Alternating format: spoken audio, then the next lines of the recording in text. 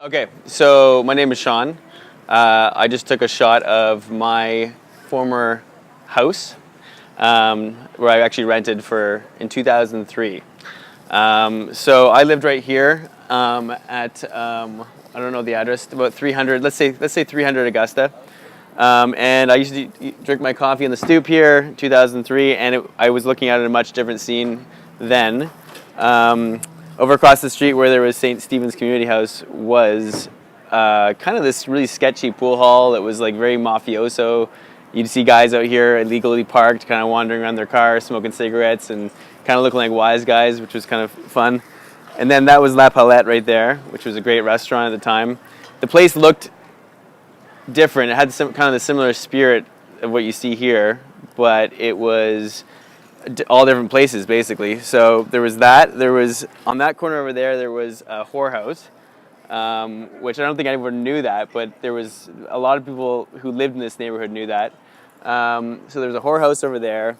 The corner where Wanda's Pie in the Sky is now was officially a bakery, but in actuality it was a bar, a crack den, and I think that was also probably a whorehouse.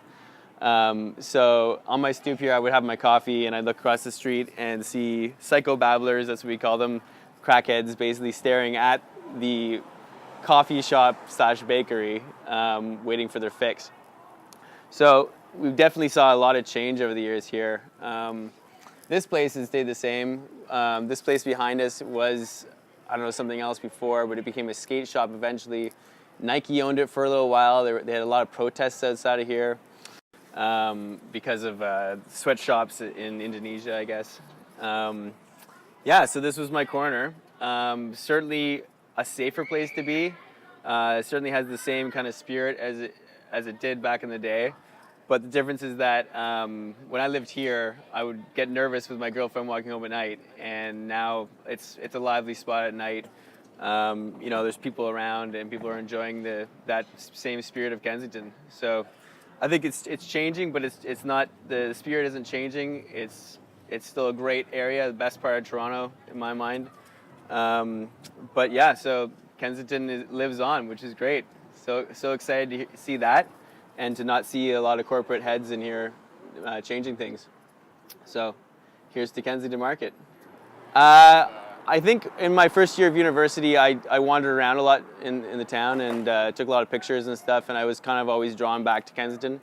It was a good place to get cheap food and get a good variety of stuff and an interesting mix of cultures, because most of Toronto, of course, you have like interesting neighborhoods that are all their own thing, and Kensington has a great mix.